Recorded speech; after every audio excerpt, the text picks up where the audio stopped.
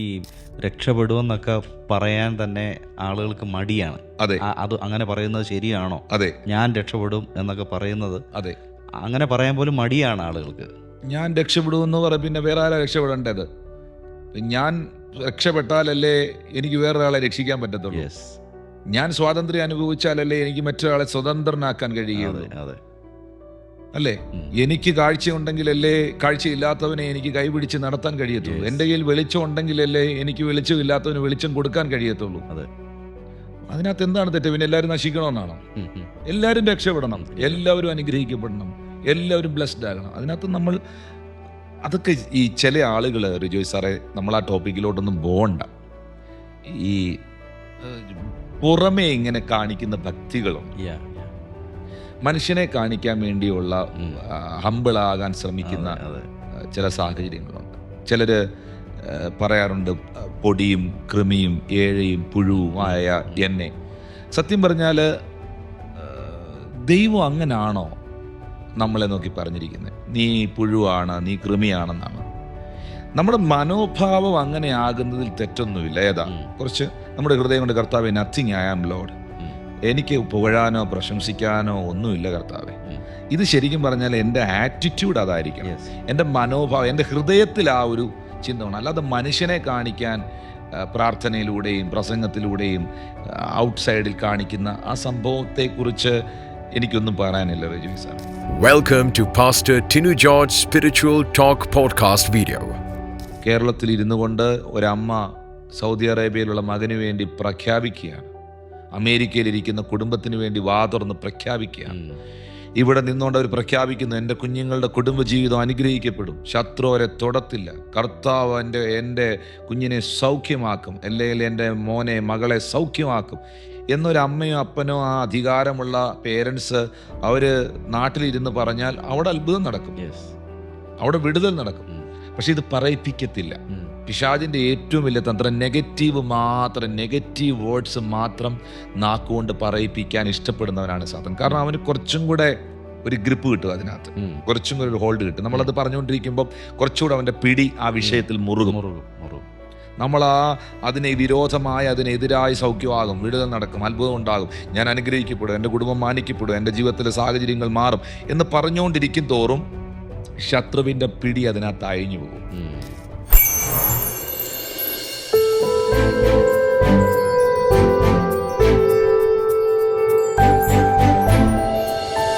Spiritual Talk with Pastor Tinu George.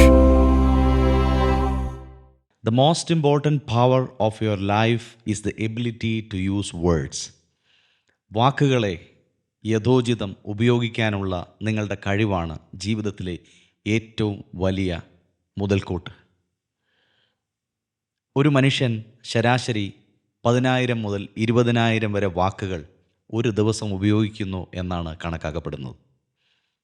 അതിൻ്റെ അർത്ഥം നമ്മളിലേക്ക് മാത്രമല്ല, നമുക്ക് ചുറ്റുമുള്ളവരിലേക്കും അനുഗ്രഹം കൊടുക്കുന്നതിന് വേണ്ടി, അനുഗ്രഹം പകരുന്നതിന് വേണ്ടി നമുക്ക് കിട്ടുന്നത് 10,000 മുതൽ 20,000 വരെ അവസരങ്ങളാണ്. ബൈബിൾ പറയുന്നു, സദൃശവാക്യം 18-ാം അധ്യായം 21-ാം വാക്യം, ജീവനും മരണവും നാവിൻ്റെ അധികാരത്തിലിരിക്കുന്നു, അതിലിഷ്ടപ്പെടുന്നവർ അതിൻ്റെ ഫലം അനുഭവിക്കും. ടിനു പാസ്റ്ററെക്കുറിച്ച് ഞാൻ കേട്ടിട്ടുള്ളത്, അനേകർ പറഞ്ഞിട്ടുള്ള ഒരു പ്രധാനപ്പെട്ട കാര്യം, അവരുടെ സാക്ഷ്യം, അങ്ങ് ഡിക്ലറേഷൻ ഗ്രേസ് അതിശക്തമായി ഉപയോഗിക്കുന്ന ഒരു അഭിഷക്തനാണ് എന്നാണ്.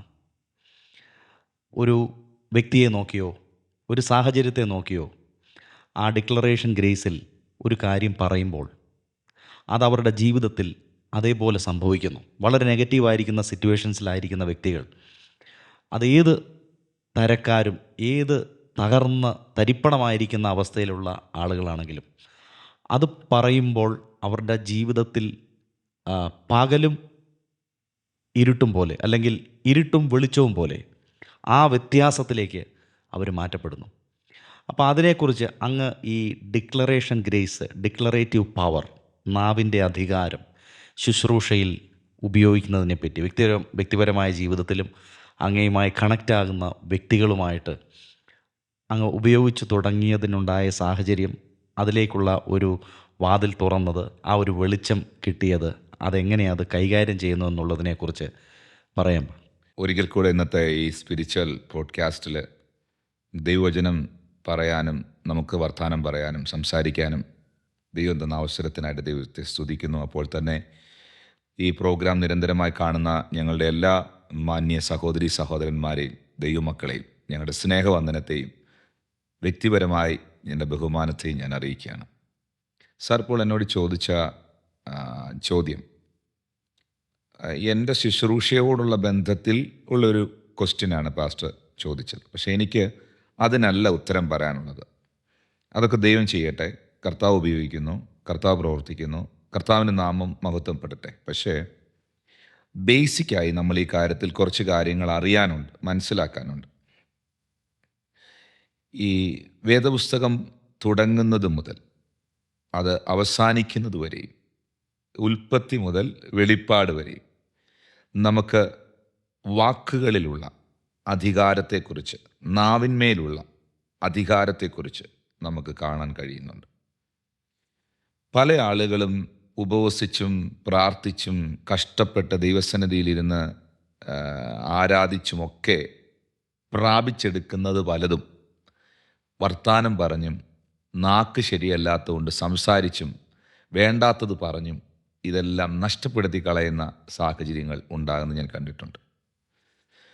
ഈ യാക്കോബിൻ്റെ ലേഖനം 3-ാം അധ്യായത്തിൻ്റെ 4-ാം വാക്യത്തിൽ എഴുതിയിരിക്കുന്നത് പോലെ, കപ്പൽ എത്ര വലിയതായാലും കൊടുങ്കാറ്റടിച്ച് ഓടുന്നതായാലും അമരക്കാരൻ ഏറ്റവും ചെറിയ ചുക്കാൻ കൊണ്ട് തനിക്ക് ബോധിച്ച ദിക്കിലേക്ക് കപ്പൽ തിരിക്കുന്നു. ഒരു കപ്പലിനെ മുഴുവൻ നിയന്ത്രിക്കുന്നത്, ഇത്രയും വലിയ കപ്പലിനെ നിയന്ത്രിക്കുന്നത് അതിനകത്തിരിക്കുന്ന ഒരു ചെറിയ ചുക്കാന അല്ലേ? ഇതുപോലെയാണ് മനുഷ്യ ശരീരത്തിൽ നാവെന്ന് പറയുന്നത്. നാക്ക് ശരിയാണെങ്കിൽ, വാക്ക് ശരിയാണെങ്കിൽ ഒരുമാതിരിപ്പെട്ടതെല്ലാം ശരിയാവും. Praise God. ഒരു ചെറിയ തീ വലിയൊരു കാടിനെ കത്തിക്കുന്നത് പോലെയാണ് നാവെന്ന് വിശുദ്ധ ബൈബിൾ എഴുതിയിരിക്കുന്നത്. അത് നാവ് ജീവചക്രത്തെ തിരിക്കുന്നതെന്നാണ് എഴുതിയിരിക്കുന്നത്. അതുകൊണ്ട് വാക്കുകൾ എങ്ങനെ ഉപയോഗിക്കണം, എവിടൊക്കെ എങ്ങനെയൊക്കെ ഡിക്ലെയർ ചെയ്യണം, അതിൻ്റെ അതോറിറ്റി, അതിൻ്റെ പവർ എന്താണെന്നുള്ളത് നമ്മൾ ഭയങ്കരമായിട്ട് മനസ്സിലാക്കേണ്ടത് ആവശ്യമാണ്. ഞാൻ നമ്മുടെ ആദ്യത്തെ എപ്പിസോഡിലെ റിജോയ് സാറേ ഈ പ്രൊഫറ്റിക് മിനിസ്ട്രിയെക്കുറിച്ച് പറഞ്ഞ സമയത്ത് ഞാൻ ഈ കാര്യം ജസ്റ്റ് ഒന്ന് തൊട്ടുപോയായിരുന്നു. നമ്മൾ ഈ പഴയ നിയമ കാലഘട്ടത്തിലെ പ്രവാചകന്മാർ, പുതിയ നിയമത്തിലും നമ്മൾ അവർ പല കാര്യങ്ങളും റിവീൽ ചെയ്തിട്ടുണ്ട്. ഞാൻ പറഞ്ഞല്ലോ, ദൈവത്തിന് ഒരാളുടെ പേര് വെളിപ്പെടുത്താൻ പറ്റും, ദൈവത്തിന് ഒരു കാര്യവും മറഞ്ഞിരിക്കുന്നില്ല, ദൈവത്തിന് എല്ലാ രഹസ്യങ്ങളും വെളിപ്പെടുത്താൻ പറ്റും. അതൊക്കെ നമ്മുടെ വിശ്വാസത്തെ വർദ്ധിപ്പിക്കും. നമ്മുടെ ജീവിതത്തിലെ പാസ്റ്റും പ്രസൻറ്റും ഒക്കെ പരിശുദ്ധാത്മാവ് ഒന്നും അറിയാത്ത ഒരു ദൈവദാസനിലൂടെ റിവീൽ ചെയ്യുമ്പം, പരിശുദ്ധാത്മാവ് അത് വെളിപ്പെടുത്തുമ്പം, നമ്മുടെ ഹൃദയ രഹസ്യങ്ങൾ വെളിപ്പെട്ട് വരുമ്പോൾ ഉറപ്പായിട്ടും നമുക്ക് ദൈവഭയം ഉണ്ടാകും, നമ്മൾ വിശ്വാസം ഉണ്ടാകും, നമ്മൾ ദൈവത്തെ ബൈബിളിൽ എഴുതിയിരിക്കുന്ന പോലെ കവർന്ന് വീണ് ആരാധിക്കും.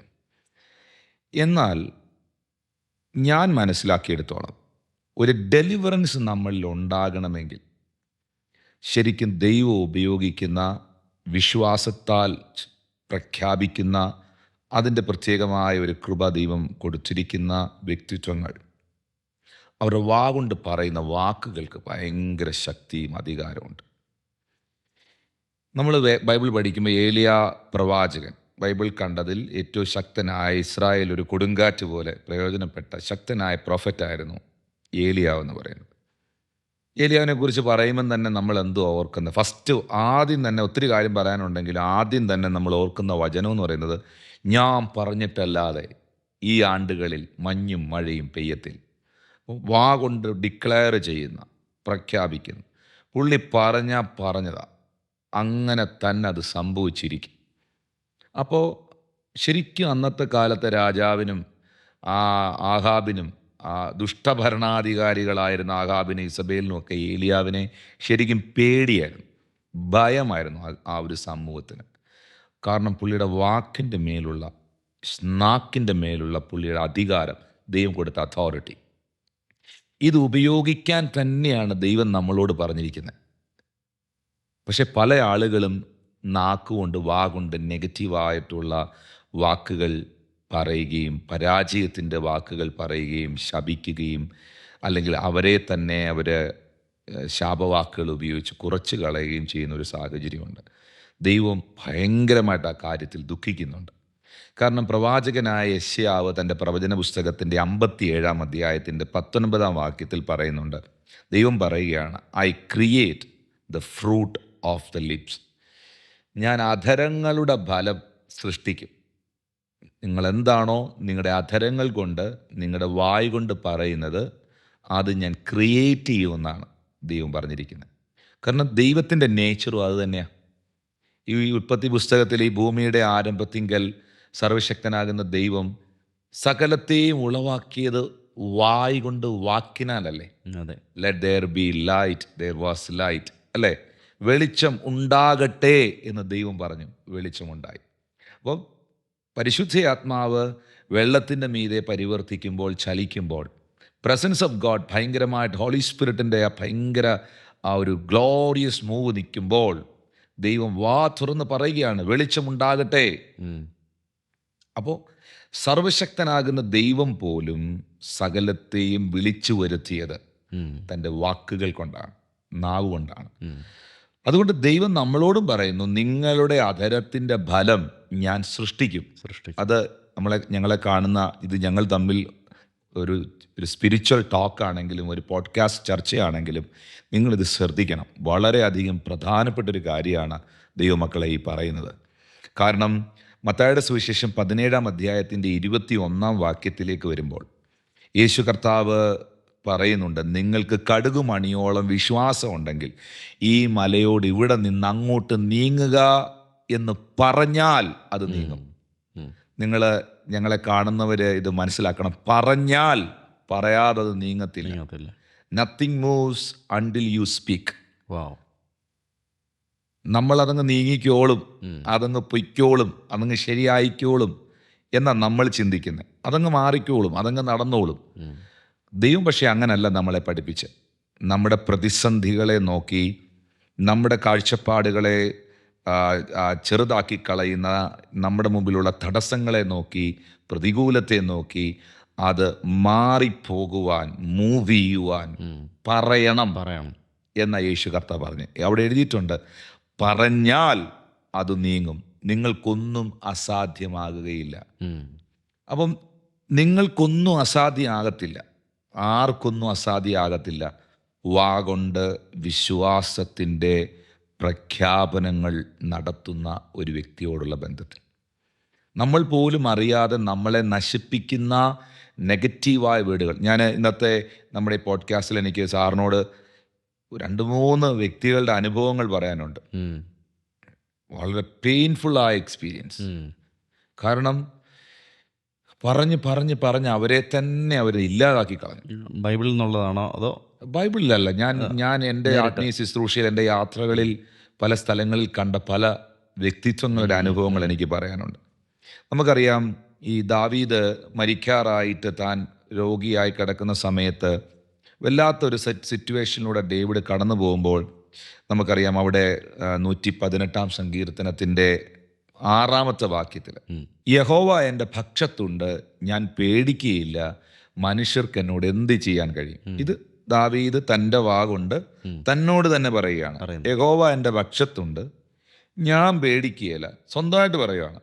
നമ്മളടുത്ത് പലരും വന്ന് പറയുന്നത് നമുക്ക്, മോനെ പേടിക്കണ്ട കേട്ടോ, ഭയപ്പെടേണ്ട കേട്ടോ. ഇത് കേൾക്കാനാണ് നമ്മളിരിക്കുന്നത്. സഹോദര, ഇപ്പോൾ ഒരു പ്രവാചകൻ, മകനെ ഭയപ്പെടേണ്ട, ഇതൊക്കെ കേൾക്കുന്നതാണ് നമുക്ക് സന്തോഷം. പക്ഷെ ഇതിനേക്കാൾ പവർഫുള്ളാണ് നമ്മൾ ഈ കാര്യം നമ്മളോട് തന്നെ പറയുന്നത്. ദാവീദ് പറയുന്നത്, യഹോവ എൻ്റെ പക്ഷത്തുണ്ട്. നിങ്ങളും പറയണം, ദൈവം എൻ്റെ കൂടെ ഉണ്ട്. എന്തോ പിശാചുണ്ട്, കെട്ടുണ്ട്, മന്ത്രവാദമുണ്ട്, ആരാണ്ടൊക്കെ ഏതാണ്ടൊക്കെ എനിക്കെതിരെ ചെയ്തിട്ടുണ്ട് എന്നല്ല പറയേണ്ടത്. ദൈവം എൻ്റെ കൂടെ ഉണ്ട്, സർവശക്തനായ ദൈവം എൻ്റെ കൂടെ ഉണ്ട്, ഞാൻ പേടിക്കത്തില്ല.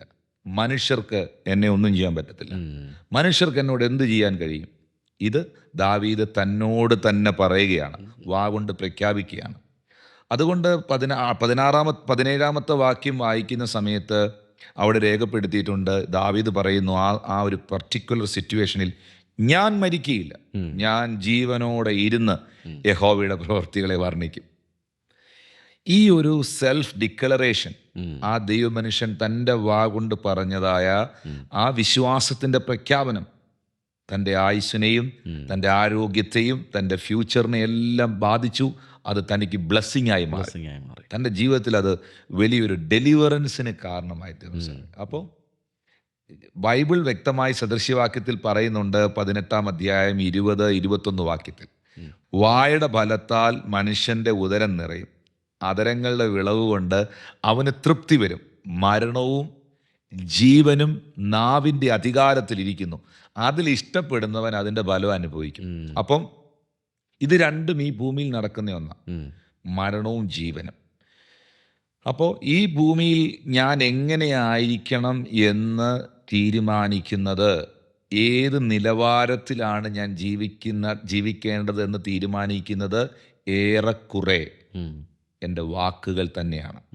ദൈവമാണ് എല്ലാം തരുന്നത്, ദൈവമാണ് എല്ലാം പ്രവർത്തിക്കുന്നത്. പക്ഷെ ആ ദൈവം പോലും നമ്മളോട് പറഞ്ഞത് നീ പറയുന്നതാണ് സംഭവിക്കുന്നതെന്നാണ്. അല്ലേ? നീ അധമമായതൊഴിച്ച് ഉത്തമമായത് പ്രസ്താവിച്ചാൽ നീ എൻ്റെ അധരം പോലെ ആകുമെന്നാണ് വിശുദ്ധ ബൈബിൾ എഴുതിയത്. എന്ന് ഇന്നത്തെ ഈ പോഡ്കാസ്റ്റിലൂടെ ഞങ്ങളെ കാണുന്ന പ്രിയപ്പെട്ടവരോട് ഞാൻ സ്നേഹത്തോടെ പറയുന്നു, റിജോയ് സാറും നമ്മളെല്ലാം വചനം വായിക്കുന്നവരാണ്. ദൈവവചനത്തിൽ വിശ്വസിക്കുന്ന ഒരു ദൈവവചനം മനസ്സിലാക്കണം, എല്ലാ വിടുതലുകളും എല്ലാ സൗഖ്യങ്ങളും സംഭവിക്കുന്നത് നിങ്ങൾ നിങ്ങളുടെ വാഗൊണ്ട് പറയുന്നതാണ് അനുഭവിക്കുന്നത്. അപ്പം ഞാൻ കുറച്ച് ഉദാഹരണങ്ങൾ പറയാം ബൈബിളിനകത്ത് നിന്ന്. രക്തസ്രവക്കാരിയാകുന്ന സ്ത്രീ, ആ സഹോദരി മർക്കോസ് സുവിശേഷം 5 അധ്യായം അതിൻ്റെ 27-28 വാക്യം, 28 വാക്യം വളരെ പ്രധാനപ്പെട്ടതാണ്. ആ സ്ത്രീ യേശുവിൻ്റെ വർത്തമാനം കേട്ടു, അവൻ്റെ വസ്ത്രമെങ്കിലും തൊട്ടാൽ ഞാൻ രക്ഷപ്പെടും എന്ന് പറഞ്ഞു. പുരുഷാരത്തിൽ കൂടി പുറകിൽ വന്ന് അവൻ്റെ വസ്ത്രം തൊട്ടു. അവൻ്റെ വസ്ത്രമെങ്കിലും തൊട്ടാൽ ഞാൻ രക്ഷപ്പെടും എന്ന് പറഞ്ഞു. അപ്പോൾ വീട്ടിൽ നിന്ന് ഇറങ്ങുന്നതിന് മുമ്പേ, ഈ പുരുഷാരത്തിൻ്റെ ഇടയിലൂടെ പോകുന്നതിന് മുമ്പേ, യേശു കർത്താവ് ആ പട്ടണത്തിൽ വന്നപ്പോൾ തന്നെ ഈ സഹോദരി അവളോട് തന്നെ പറഞ്ഞു, ഞാൻ ഇന്ന് രക്ഷപ്പെടും, ഞാൻ രക്ഷപ്പെടും. അപ്പം 12 വർഷമായിട്ട് ട്രീറ്റ്മെൻറ്റിലിരിക്കുക, മുതലും വസ്തുവും പുരയിടവും എല്ലാം എഴുതി വിറ്റ് ചികിത്സിച്ചിട്ടും ഒട്ടും ഭേദമായിട്ടില്ലെന്നാണ് ബൈബിളിൽ എഴുതിയിരിക്കുന്നത്. ആ സഹോദരി യേശുവിൻ്റെ വർത്തമാനം കേട്ടപ്പോൾ, യേശു പട്ടണത്തിൽ ടൗണിൽ വന്നിട്ടുണ്ടെന്നറിഞ്ഞപ്പോൾ അവളോട് തന്നെ സെൽഫായി പറയുകയാണ്, ഞാൻ രക്ഷപ്പെടും, ഇന്ന് ഞാൻ രക്ഷപ്പെടും, ഇന്ന് ഞാൻ രക്ഷപ്പെടും. ഇന്ന് ഈ മെസ്സേജ് കേട്ടോണ്ടിരിക്കുമ്പോൾ ഒരു 5 തവണ ഇത് നിങ്ങളോട് തന്നെ ഒന്ന് പറഞ്ഞ്, ഞാൻ രക്ഷപ്പെടും, ഞാൻ അനുഗ്രഹിക്കപ്പെടും, ഞാൻ രക്ഷപ്പെടും, ഞാൻ ബ്ലെസ്ഡ് ആകും. ഇത് പറയുമ്പോൾ തന്നെ പരിശുദ്ധാത്മാവ്, സ്വർഗീയ ദൂതന്മാർ ആ വാക്കുകൾക്കകത്ത് വർക്ക് ചെയ്യും. ഇന്ന് നമ്മുടെ ഫിനി സ്റ്റീഫൻ പാസ്റ്റർ, നമ്മളിപ്പോൾ ഈ സ്പിരിച്വൽ ടോക്കിന് തൊട്ട് മുമ്പ് നമ്മളോടൊപ്പം ജോയിൻ ചെയ്തായിരുന്നു. ഫിനി പാസ്റ്റർ പറയുമായിരുന്നു, പാസ്റ്റർ ക്രിസിൻ്റെ അവിടെ ഞങ്ങൾ പോയ സമയത്ത് വലിയ അറീനയാണ്, വലിയ മീറ്റിംഗ് നടക്കുക.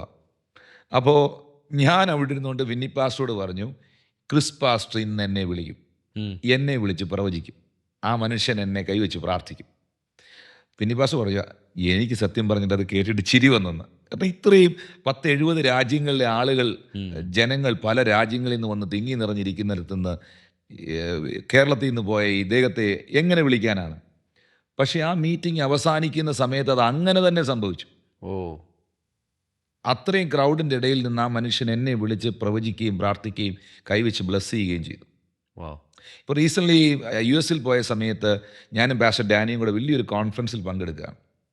അപ്പോൾ അവിടെ ഇരിക്കുമ്പോൾ ഞാൻ പാസ്റ്റർ ഡാനിയോട് പറഞ്ഞു, ഈ ദൈവ മനുഷ്യൻ പാസ്റ്റർ കെന്നത്ത് കോപ്ലൻഡ് ഇന്ന് എന്നെ വിളിച്ച് കൈവച്ച് അനുഗ്രഹിച്ച് പ്രാർത്ഥിച്ച് എന്നോട് പ്രവചിക്കുമെന്ന് പറഞ്ഞു. അപ്പോൾ പാസ്റ്റർ ഡാനി ചെറുപ്രായം മുതലേ, യൗവനപ്രായം മുതലേ നമ്മുടെ മിനിസ്ട്രിയിലുള്ള ദൈവമനുഷ്യനാണ്. ഇന്ന് കർത്താവ് ശക്തമായിട്ട് ഡാനിയെ ഉപയോഗിക്കുന്നു. ഡാനി അത് കേട്ടപ്പോഴേ പറഞ്ഞു, ആമീൻ പാസ്റ്റർ, ആമീൻ, അങ്ങനെ സംഭവിക്കട്ടെ. കാരണം പുള്ളിക്ക് ഏറെക്കുറെയൊക്കെ കൂടെ നിന്ന് കാര്യങ്ങൾ അറിയാം. കൃത്യമായി റിജോയ് സാറെ ആ മീറ്റിംഗ് കഴിഞ്ഞപ്പോൾ ആ ദൈവമനുഷ്യൻ എനിക്ക് വേണ്ടി പ്രാർത്ഥിച്ചു, പ്രവചിച്ചു. അപ്പം ഞാൻ പറയുന്നത് എൻ്റെ വാ കൊണ്ട് അല്ലെങ്കിൽ നമ്മുടെ നാക്ക് കൊണ്ട് നമ്മൾ എന്ത് പ്രഖ്യാപിക്കുന്നു, എന്ത് പറയുന്നു, അതേ സംഭവിക്കത്തുള്ളൂ. ആമേൻ. കാരണം ഇത് നമ്മൾ ചുമ്മാ ഇരുന്നുകൊണ്ട് പറയുമല്ല. അതാണ് ബൈബിൾ നമ്മളെ പഠിപ്പിക്കുന്നത്. യെസ്. അവൻ്റെ വസ്ത്രത്തിൻ്റെ തൊങ്കലെങ്കിലും തൊട്ടാൽ ഞാൻ രക്ഷപ്പെടും എന്ന് അവൾ പറഞ്ഞു. അല്ല, ഈ രക്ഷപ്പെടുമെന്നൊക്കെ പറയാൻ തന്നെ ആളുകൾക്ക് മടിയാണ്. അതെ, അത് അങ്ങനെ പറയുന്നത് ശരിയാണോ? അതെ, ഞാൻ രക്ഷപ്പെടും എന്നൊക്കെ പറയുന്നത് അതെ, അങ്ങനെ പറയാൻ പോലും മടിയാണ് ആളുകൾക്ക്. ഞാൻ രക്ഷപ്പെടുമെന്ന് പറ, പിന്നെ വേറെ ആരാ രക്ഷപ്പെടേണ്ടത്? ഞാൻ രക്ഷപ്പെട്ടാലല്ലേ എനിക്ക് വേറൊരാളെ രക്ഷിക്കാൻ പറ്റത്തുള്ളൂ. യെസ്. ഞാൻ സ്വാതന്ത്ര്യം അനുഭവിച്ചാലല്ലേ എനിക്ക് മറ്റൊരാളെ സ്വതന്ത്രനാക്കാൻ കഴിയുള്ളൂ. അതെ. അല്ലേ? എനിക്ക് കാഴ്ചയുണ്ടെങ്കിലല്ലേ കാഴ്ചയില്ലാത്തവനെ എനിക്ക് കൈപിടിച്ച് നടത്താൻ കഴിയത്തുള്ളൂ. എൻ്റെ കയ്യിൽ വെളിച്ചം ഉണ്ടെങ്കിലല്ലേ എനിക്ക് വെളിച്ചമില്ലാത്തവന് വെളിച്ചം കൊടുക്കാൻ കഴിയത്തുള്ളൂ. അതെ. അതിനകത്ത് എന്താണ് തെറ്റ്? പിന്നെ എല്ലാവരും നശിക്കണമെന്നാണോ? എല്ലാവരും രക്ഷപ്പെടണം, എല്ലാവരും അനുഗ്രഹിക്കപ്പെടണം, എല്ലാവരും ബ്ലെസ്ഡ് ആകണം. അതിനകത്ത് നമ്മൾ അതൊക്കെ ഈ ചില ആളുകൾ, റിജോയ് സാറേ, നമ്മൾ ആ ടോപ്പിക്കിലോട്ടൊന്നും പോകണ്ട. ഈ പുറമേ ഇങ്ങനെ കാണിക്കുന്ന ഭക്തികളുണ്ട്.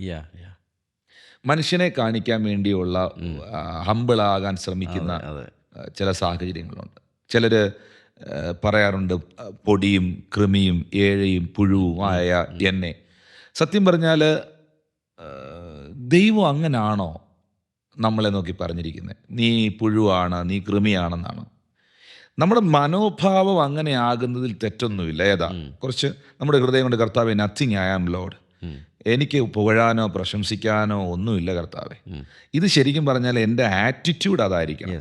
എൻ്റെ മനോഭാവം, എൻ്റെ ഹൃദയത്തിൽ ആ ഒരു ചിന്ത വേണം. അല്ലാതെ മനുഷ്യനെ കാണിക്കാൻ പ്രാർത്ഥനയിലൂടെയും പ്രസംഗത്തിലൂടെയും ഔട്ട്സൈഡിൽ കാണിക്കുന്ന ആ സംഭവത്തെക്കുറിച്ച് എനിക്കൊന്നും പറയാനില്ല വിജയ് സാറേ. കാരണം എന്നെ കാണുന്ന മാന്യ പ്രേക്ഷകരോട് എനിക്ക് പറയാനുള്ളത്, ആത്മീയത ഒരു അഭിനയമല്ല, അതൊരു അനുഭവമാണ്. ആ അനുഭവം ജീവിതത്തിൽ ഉണ്ടാകണം. അപ്പം ശരിക്കും പറഞ്ഞാൽ വിശുദ്ധ ബൈബിൾ നമ്മളെ പഠിപ്പിക്കുന്ന സത്യമെന്ന് പറയുന്നത് നമ്മുടെ വാ കൊണ്ട് അനുഗ്രഹത്തിൻ്റെ വാക്കുകൾ പറയണം എന്നുള്ളത് തന്നെയാണ്. നിങ്ങൾ അനുഗ്രഹം അനുഭവിക്കേണ്ടവരാകയാൽ അനുഗ്രഹിക്കുന്നവർ ആയിരിക്കുവിൻ. അനുഗ്രഹത്തിൻ്റെ വാക്കുകൾ, നന്മയുടെ വാക്കുകൾ. ഞാൻ രക്ഷപ്പെടും. ഒരാൾ നമ്മുടെ അടുക്കൽ പ്രാർത്ഥിക്കാൻ വരുമ്പോൾ, മോനെ നീ സൗഖ്യമാകും, നിൻ്റെ ജീവിതത്തിലൊരു നന്മയുണ്ടാകും. ദൈവമാണ് പ്രവർത്തിക്കുന്നത്, പരിശുദ്ധാത്മാവാണ് അത് ചെയ്യേണ്ടത്, നമ്മളല്ല. പക്ഷേ അവൻ്റെ ജീവിതത്തിൽ നമ്മളൊരു ആശീർവാദത്തിൻ്റെ, അനുഗ്രഹത്തിൻ്റെ വാക്കുകൾ പറയാൻ നമ്മൾ ബാധ്യസ്ഥരാണ്. എന്നാൽ ചില മേഖലകളിൽ, ചിലയിടങ്ങളിലൊക്കെ അപ്പോസ്തലന്മാരാണെങ്കിലും പഴയ നിയമകാലഘട്ടത്തിലെ പ്രവാചകന്മാരാണെങ്കിലും അല്ലാത്തതും പറഞ്ഞിട്ടുണ്ട്. കുരുടനായി പോട്ടെന്നും അല്ലേ പൗലോസ് പറഞ്ഞില്ലേ, പത്രോസ് പറഞ്ഞില്ലേ, ഏലിയാവ് പറഞ്ഞില്ലേ. പഴയ നിയമത്തിലെ പ്രവാചകന്മാരെല്ലാം അങ്ങനെ. നമ്മൾ വിചാരിക്കുക അതൊരു ശാപത്തിൻ്റെ വാക്കാണെന്ന്. ഒരിക്കലുമല്ല. ദൈവഭയം അവർക്കുണ്ടാകാനുള്ള, അല്ലെ ദൈവത്തെ ഭയപ്പെടാനുള്ള ഒരു ആഹ്വാനമായിരുന്നു. അത് കണ്ടപ്പോൾ അവർക്കെല്ലാം ഭയമായി എന്ന് ബൈബിളിൽ പലയിടത്തും എഴുതിയിട്ടുണ്ട്. കാരണം ആ ദൈവിക അധികാരത്തെ, അല്ലെങ്കിൽ ആ അഭിഷേകത്തെ, ആ അതോറിറ്റിയെ, ആ സ്പിരിച്വൽ അതോറിറ്റിയെ അവർ റെസ്പെക്റ്റ് ചെയ്തെന്നും, അയ്യോ ദൈവത്തോട് കളിച്ചാൽ ശരിയാകത്തില്ലെന്നും അവർക്കും ബോധ്യപ്പെട്ടു എന്ന് ബൈബിൾ എഴുതിയിട്ടുണ്ട്. പക്ഷേ ഇവരെല്ലാം ഉപയോഗിച്ചത്, അവരുടെ ആത്മീക അധികാരത്തെ അവർ ഉപയോഗിച്ചത് വാക്കുകളിലൂടെയാണ്. യേശു കർത്താവിൻ്റെ ശുശ്രൂഷയിൽ, കർത്താവിൻ്റെ മിനിസ്ട്രിയിൽ, സാറ് ഇതിൻ്റെ ഇടയ്ക്ക് സാറിൻ്റെ അനുഭവങ്ങൾ പങ്കുവയ്ക്കാൻ കേട്ടോ. മാന്യ പ്രേക്ഷകരെ, ഇത് വളരെ പ്രധാനപ്പെട്ട ഒരു ടോപ്പിക്കാണ് ഈ സംസാരിച്ചുകൊണ്ടിരിക്കുന്നത്. യേശുവിൻ്റെ കാലത്ത് ഹീലിംഗ് മിനിസ്ട്രി കർത്താവ് ചെയ്തത് 2-3 കാര്യങ്ങൾ പറയാം. അത് കഴിഞ്ഞ് സാറിൻ്റെ ഹൃദയത്തിൽ ദൈവം തന്ന ചിന്തയോടെ പറയണം.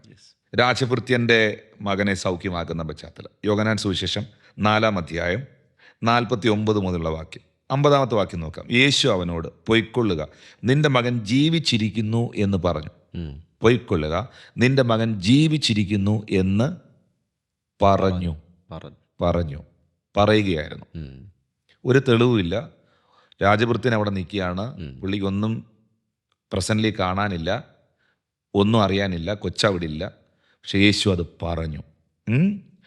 അടുത്ത പദം എങ്ങനെയാണ്? യേശു പറഞ്ഞ വാക്ക് വിശ്വസിച്ച മനുഷ്യൻ പോയി. യേശു പറഞ്ഞ വാക്ക് വിശ്വസിച്ച ആ മനുഷ്യൻ പോയി. 53 വാക്യത്തിൽ പറയുന്നുണ്ട്, ആകയാൽ നിന്റെ മകൻ ജീവിച്ചിരിക്കുന്നു എന്ന് യേശു പറഞ്ഞ നാഴികയിൽ തന്നെ എന്ന് അപ്പൻ ഗ്രഹിച്ചു. ഇവിടെ നിന്നുകൊണ്ട് യേശു അത് ഡിക്ലെയർ ചെയ്യുമ്പോൾ, വാ കൊണ്ട് പ്രഖ്യാപിക്കുമ്പോൾ, കിലോമീറ്ററുകൾക്കപ്പുറത്ത്, മൈലുകൾക്കപ്പുറത്ത് ആ കിടക്കയിൽ കിടന്ന രോഗിയായ കുഞ്ഞ് സൗഖ്യം പ്രാപിച്ചു. ഇത് ഈ ദൈവം ഇന്നും പ്രവർത്തിക്കുന്നു. നിശ്ചയമായിട്ടും കേരളത്തിൽ ഇരുന്നു കൊണ്ട് ഒരമ്മ സൗദി അറേബ്യയിലുള്ള മകന് വേണ്ടി പ്രഖ്യാപിക്കുകയാണ്. അമേരിക്കയിലിരിക്കുന്ന കുടുംബത്തിന് വേണ്ടി വാ തുറന്ന് പ്രഖ്യാപിക്കുകയാണ്.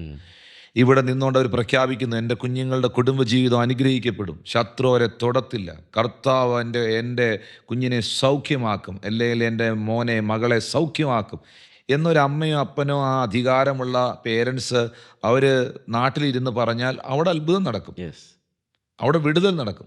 പക്ഷെ ഇത് പറയിപ്പിക്കത്തില്ല. പിശാചിൻ്റെ ഏറ്റവും വലിയ തന്ത്രം നെഗറ്റീവ് വേർഡ്സ് മാത്രം നാക്കുകൊണ്ട് പറയിപ്പിക്കാൻ ഇഷ്ടപ്പെടുന്നവനാണ് സാത്താൻ. കാരണം അവന് കുറച്ചും കൂടെ ഒരു ഗ്രിപ്പ് കിട്ടും, അതിനകത്ത് കുറച്ചും കൂടെ ഒരു ഹോൾഡ് കിട്ടും. നമ്മളത് പറഞ്ഞുകൊണ്ടിരിക്കുമ്പോൾ കുറച്ചുകൂടെ അവൻ്റെ പിടി ആ വിഷയത്തിൽ മുറുകും. നമ്മൾ അതിനെ വിരോധമായി, അതിനെതിരായി സൗഖ്യമാകും, വിടുതൽ നടക്കും, അത്ഭുതം ഉണ്ടാകും, ഞാൻ അനുഗ്രഹിക്കപ്പെടും, എൻ്റെ കുടുംബം മാനിക്കപ്പെടും, എൻ്റെ ജീവിതത്തിലെ സാഹചര്യങ്ങൾ മാറും എന്ന് പറഞ്ഞുകൊണ്ടിരിക്കും തോറും ശത്രുവിൻ്റെ പിടി അതിനകത്ത് അയഞ്ഞു പോകും. രസകരമായൊരു സംഭവം. മത്തായി സുവിശേഷം 21 അധ്യായത്തിൻ്റെ 18 മുതൽ 21 വരെയുള്ള വാക്യം വായിക്കുമ്പോൾ, യേശു കർത്താവ് നഗരത്തിലേക്ക് മടങ്ങി വന്നു. വിശന്നിട്ട് വഴിയരികെ ഒരു അത്തിവൃക്ഷം കണ്ടു. അടുക്കൽ ചെന്ന് അതിൽ ഇലയല്ലാതെ ഒന്നും കാണുകയാൽ ഇനി അതിൽ നിന്ന് ഒരു നാളും ബലമുണ്ടാകാതെ പോകട്ടെ എന്ന് അതിനോട് പറഞ്ഞു. ആ വാക്കൊക്കെ ശ്രദ്ധിക്കണം. അതിനോട് പറഞ്ഞു എന്ന് പറഞ്ഞാൽ അത്തിയോട് പറഞ്ഞു. ഇപ്പം നമ്മൾ രണ്ടുപേരും ഇന്ന് ഇവിടെ ഇരുന്ന് വർത്താനം പറയുക. ഇത് കഴിഞ്ഞിട്ട് സാറ് തിരിച്ച് ഇറങ്ങി താഴോട്ട് വരുമ്പം ഞാൻ അവിടെ നിൽക്കുന്ന ഒരു മരത്തോട് നിന്ന് വർത്താനം പറയുന്നു. ഒറ്റയ്ക്ക് നിന്ന് ഒരു മരത്തിൻ്റെ മൂട്ടി ചെന്ന് ആ മരത്തോട് സംസാരിച്ചുകൊണ്ട് നിൽക്കുന്നു. ഇത് കാണുമ്പോൾ എന്ത് ചിന്തിക്കും? കാണുന്നവരെന്ത് വിചാരിക്കും? ആദ്യം കൂടെ വന്നിട്ട് മേലോട്ടും താഴോട്ടൊക്കെ നോക്കും. പിന്നെ ഞാൻ എന്താണ് ഈ മരത്തോട് നിന്ന് സംസാരിക്കും? പുള്ളിക്ക് ഇതുവരെ കുഴപ്പമൊന്നും ഇല്ലായിരുന്നു, എന്ത് പറ്റിയെന്ന് ചിന്തിക്കും. ഇത് തന്നെയല്ലേ ശിഷ്യന്മാർ വന്ന് നോക്കുമ്പം യേശു അവിടെ നിൽക്കുന്ന ഒരു വൃക്ഷത്തോട് സംസാരിച്ചുകൊണ്ടിരിക്കുകയാണ്. അതിനോട് പറഞ്ഞു. അപ്പോൾ കർത്താവ് എപ്പോഴും നമ്മൾ മനസ്സിലാക്കണം, നിങ്ങളുടെ മുമ്പിൽ തടസ്സമായി നിൽക്കുന്ന പർവ്വതത്തോട് നിങ്ങൾ പറയണം. പർവ്വതത്തെക്കുറിച്ച് പറയുവല്ല, പർവ്വതത്തോട് പറയണം. അത്തിയോട് പറഞ്ഞു, അല്ലെ, അതിനോട് പറഞ്ഞു, കാറ്റിനെ ശാസിച്ചു. കർത്താവ് എപ്പോഴും ആ പ്രശ്നത്തെ അഡ്രസ് ചെയ്തു. അതുകൊണ്ട് ആ സ്ഥലത്തിൻ്റെ പേര് പറഞ്ഞ്, ആ സാഹചര്യം എടുത്തു പറഞ്ഞു, ആ സംഭവം എടുത്തു പറഞ്ഞ്, നമ്മുടെ വാ കൊണ്ട് നമ്മൾ പറയുന്ന വാക്കുകൾക്ക് ഭയങ്കര ശക്തിയുണ്ട്. നിങ്ങളുടെ കുഞ്ഞുങ്ങളുടെ പേര് പറഞ്ഞവരെ അനുഗ്രഹിക്കുക. നിങ്ങളുടെ ആവശ്യം എന്താണ് അത് പറഞ്ഞ് പ്രാർത്ഥിക്കുക. ഹന്ന ദൈവത്തോട് പറഞ്ഞു, കർത്താവേ എനിക്കൊരു കുഞ്ഞിനെ തരണേ, എനിക്കൊരു കുട്ടിയെ തരണേ എന്നല്ല ഹന്ന പ്രാർത്ഥിച്ചത്. ഹന്ന എടുത്തു പറഞ്ഞു, സാറേ എനിക്കൊരു ആൺകുട്ടിയെ വേണം. ആ കൂട്ടുകാരൻ വീട്ടിൽ വരുമ്പോൾ അടുത്ത സ്നേഹിതൻ്റെ വീട്ടിൽ ചെന്ന് കതകിൽ മുട്ടി, എനിക്ക് 3 അപ്പം വേണം, വേണ്ടത് എന്താണ് വേണ്ടതെന്ന് കൃത്യമായി പറഞ്ഞു. അത് വാ കൊണ്ട് പ്രഖ്യാപിക്കണം. ആ വാക്കുകൾക്കൊക്കെ ഭയങ്കര അധികാരവും ശക്തിയുമുണ്ട്.